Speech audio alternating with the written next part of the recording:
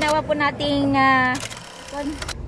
lahat po ng ating 4x4 button. Manual window converted into power window. Ito po yung upgrade ni buyer.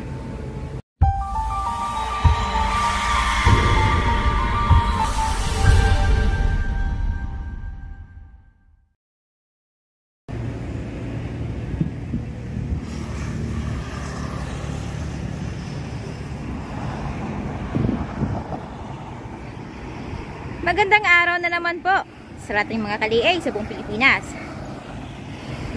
So, isang panibagong surplus unit review na naman po ang gagawin natin ngayong araw. Sa mga baguhan po at hindi pa po nakapag-subscribe sa aming YouTube channel, i-like, share, and subscribe sa aming YouTube channel. At wag po natin kaligtang pindutin ang bell icon para ma-notify po kayo ni YouTube sa aming mga latest video updates. Ayan. Sa mga ka-MC ngayong araw, meron po tayong DA64V. Yung mas kilala po natin sa bansag na Suzuki Transformer Van or Every Van. Ayan. So, mayroon po siyang front and rear bull bars. So, ayan. Yung kanyang gulong, standard lang po. So, ito po yung 660cc, 12 valves. Ayan. K6A engine. So, yung interior niya, ayan. So, syempre, yung ating brand new upholstery, brand new ceiling. So, nag-upgrade po si buyer nito. Kabilang po dito yung kanyang from manual window at ginawa po nating power window. So, ayan. And syempre yung ating malinis na converted dashboard. Start natin. So ayan. So syempre meron po siyang aircon. Lahat po ng ating van is with aircon po talaga. Wala po tayong non-aircon. Ayan. So meron siyang LCD touchscreen with backing camera. Socket charger or socket. So ayan, manual transmission.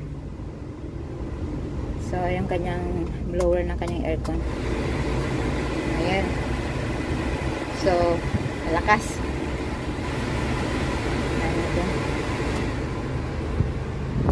So nandito yung kanyang 4x4 button. Since ito po ay 4x4. Yan, so yung kanyang headlight adjustment. Meron siyang glove box dito, konting glove box. Ay, ayaw buksan. So ayan. Kailangan pala talaga malakas yung hatak. Ayan. Okay.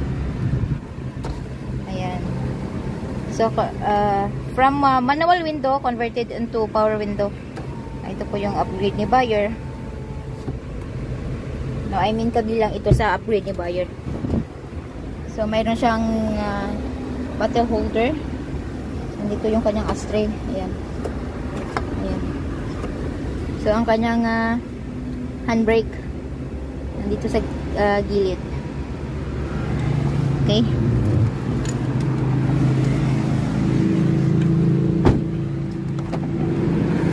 So, kabilang din po ito yung ating captain seat sa upgrade ni buyer. So, ayan. Armrest.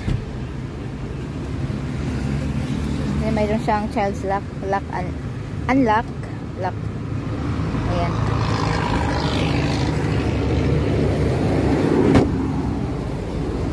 Okay. So, list of inclusion po natin yung ating brand new battery, brand new upholstery, brand new engine oil, gear oil, at syempre bago din po ang spark plugs nito. At syempre kasama po sa list of inclusion natin yung ating free spare tire, jack at saka wrench.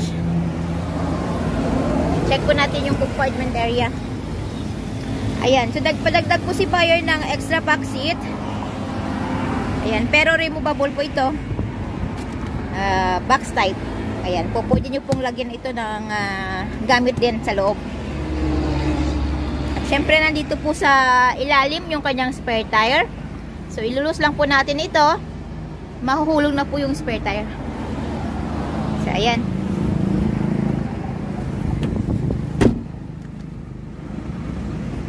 So available po tayo sa made to order basis. We require as low as 25,000 pesos na down payment para po masimulan namin ang inyong mga unit. At ang balance, 4 unit pulled out.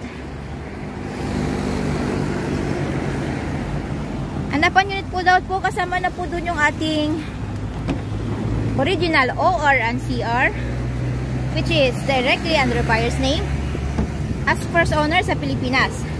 So less hassle, less worry dahil nakapangalan na po sa atin yung ating mga unit. At syempre may pagkakataon din pong pumili ang buyer ng kanyang paboritong kulay. And we use asphalt paint material para po sa long lasting shine ng ating unit. And we do shipping din po nationwide. Port to port lang po tayo. At syempre yung ating shipping fee, shoulder po yun ni buyer. Ayan. So, ang unit po natin today is bound to Binondo.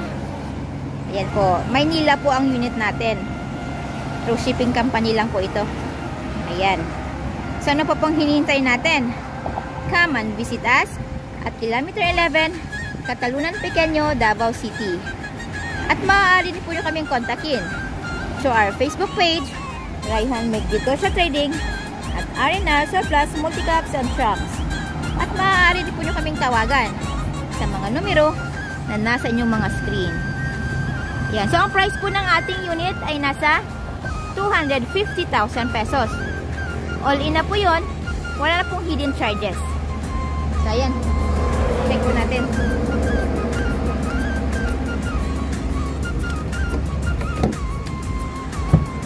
Ayan. Sa mga nagtatanong po pala kung diesel po ba or gasolina po. So, sa Japan Surplus po na multicab, lahat po ay gasolina. Wala pong diesel. So, ayan. So, ulitin ko po. Please like, share, and subscribe sa aming YouTube channel, Multicab TV. Kita-kits po tayo ulit para sa ating panibagong surplus unit review. From same place, same channel.